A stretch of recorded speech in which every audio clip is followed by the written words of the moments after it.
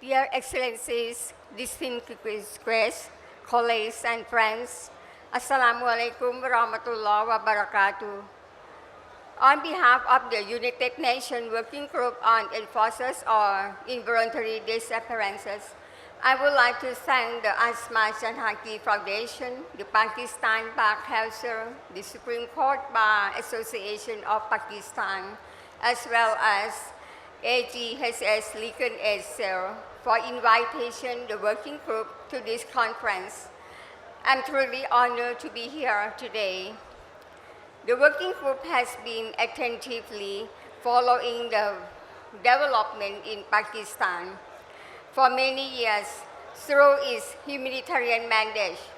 The working group has considered and transmitted hundreds of individual cases to the government, serving as a channel of communication between the families and the state authorities, with the aim of determining the fate and whereabouts of those who have been forcibly disappeared.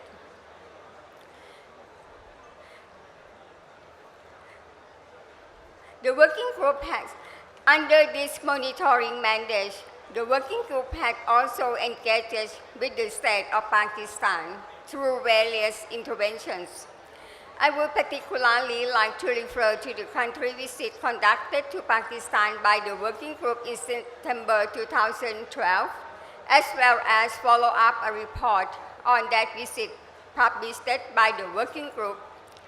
Among the main findings and recommendations issued by the working group back then, I would like to highlight a few which may still be relevant today.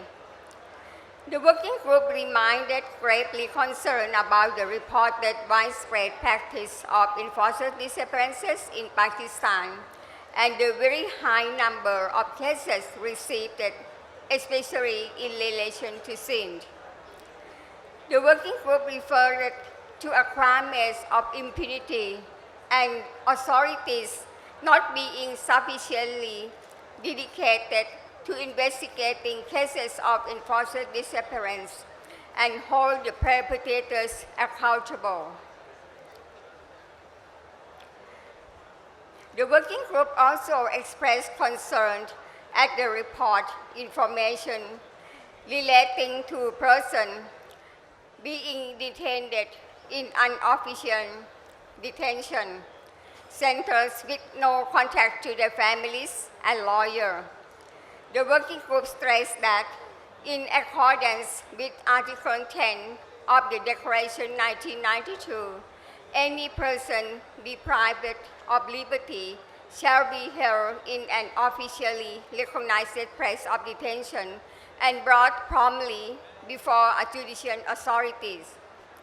The working group remained concerned about reported cases of stress, reprisal, and harassment against families of disappeared persons and human rights defenders, including lawyers who work on issues related to enforced disappearance. The working group stressed that relevant authorities in Pakistan should intensify their action to prevent and address all cases of harassment and take proactive measures to guarantee the safety of the families, members of the disappeared, and human rights defenders.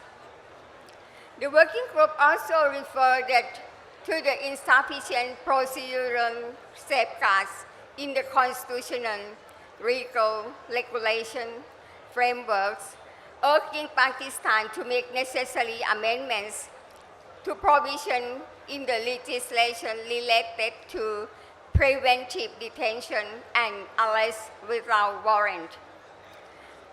While acknowledging the serious security challenges faced by Pakistan, the working group emphasized the human rights and fundamental freedom should always be replaced while talking.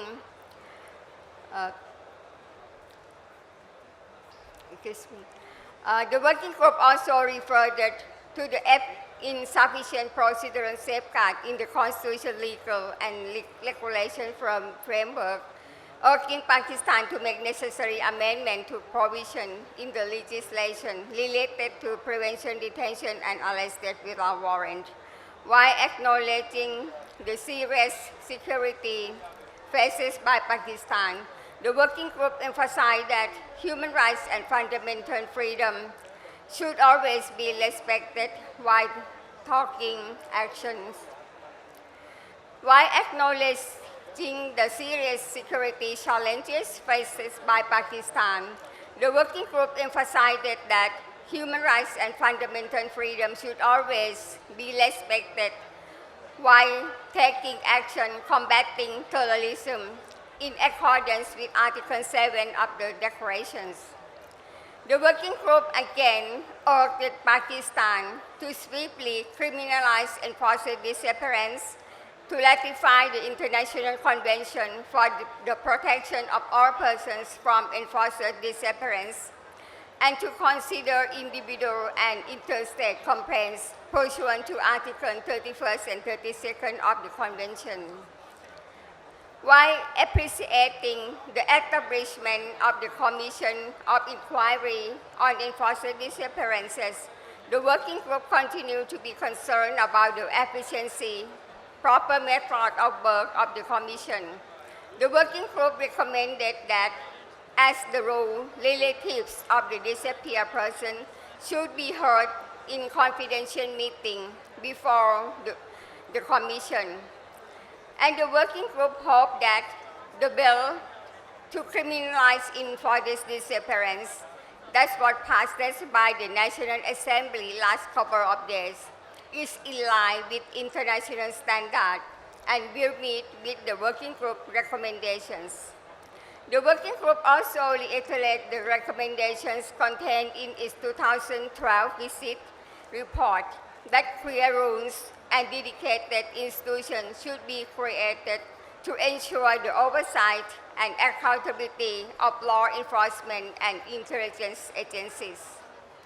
The working group referred to the lack of comprehensive mechanism for full and prompt reparation, including social and medical assistance to relatives of the disappeared person.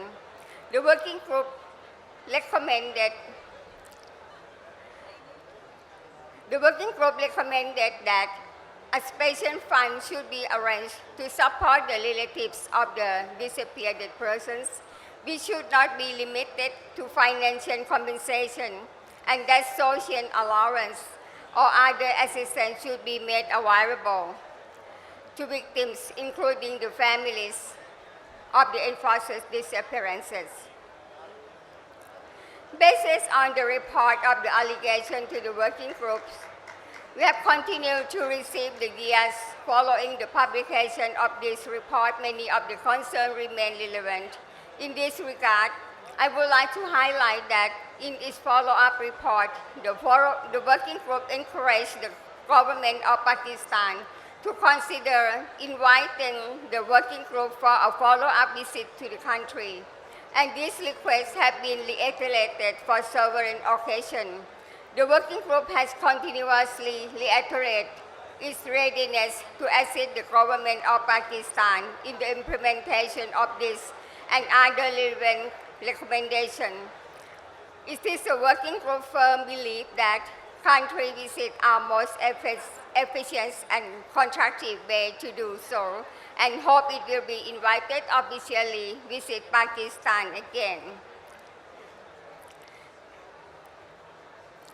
Last but not least, the working group would like to thank to the continuous engagement and activism of civil society organizations in Pakistan, who have tirelessly continued to document individual cases, helping the families, bringing this case to the attention of the working group, and providing relevant updates when needed.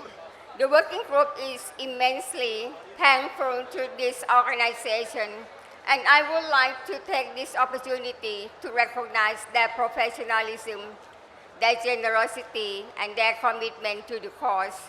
Finally, I would like to finalize my intervention by reaffirming the working group has continually reiterated its readiness to assist the Pakistan state in its efforts to strengthen the country's legislative and institution framework and provide technical and assistance in compliance with its mandate.